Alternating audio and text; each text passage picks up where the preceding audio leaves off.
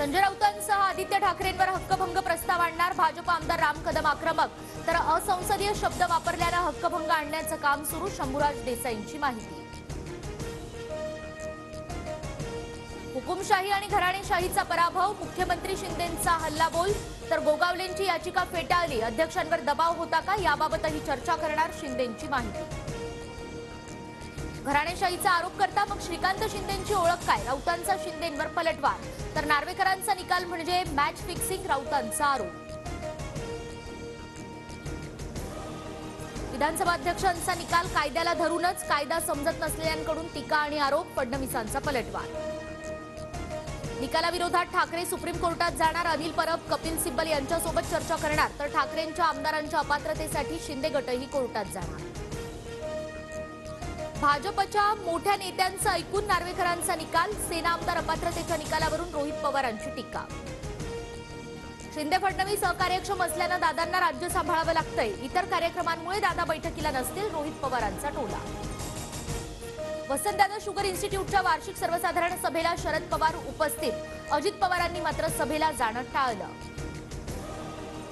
शिंदे आणि फडणवीस सहकार्यक्षम आहेत, मग तुमची कामं घेऊन काय येता, मंत्री शंभूराज देसाईंचा रोहित पवारांवर पलटवार।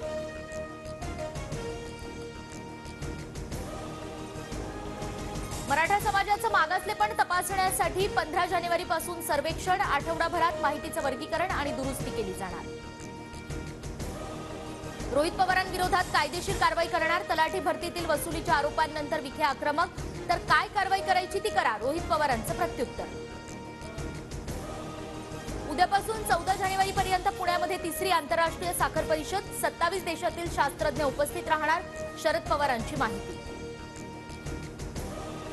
जयंत पाटील समर्थक अजित पवार गटात जाण्याची शक्यता, सांगलीच्या 14 माजी नगरसेवकांची अजित पवारांसोबत भेट, निधीबाबत भेटल्याचं माजी नगरसेवकांचं स्पष्टीकरण। मनी लॉन्ड्रिंग प्रकरणात नवाब मलिकांना दिलासा, नवाब मलिकांना 6 महिन्यांचा वैद्यकीय जामीन मंजूर।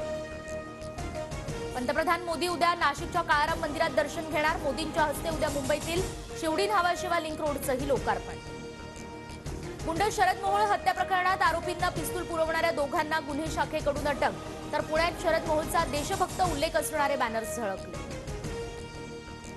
ट्रक चालकांच्या संपाचा कांदा लिलावावर परिणाम, अहमदनगरच्या नेप्ती बाजार समितीत कांदा लिलाव बंद, तर अमरावतीमध्ये चालकांचं मुंडन करत आंदोलन।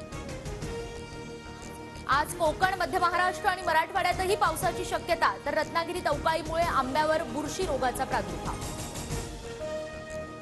ज्येष्ठ भाजप नेते लालकृष्ण अडवाणी रामलल्लाच्या प्राणप्रतिष्ठा सोहळ्याला उपस्थित राहणार, विश्व हिंदू परिषदेची माहिती। मोहालीमध्ये आज भारत आणि अफगाणिस्तानमध्ये पहिला T20 सामना, आजच्या सामन्यातून विराटची माघार, कर्णधार रोहित शर्माकडे सर्वांच्या नजरा।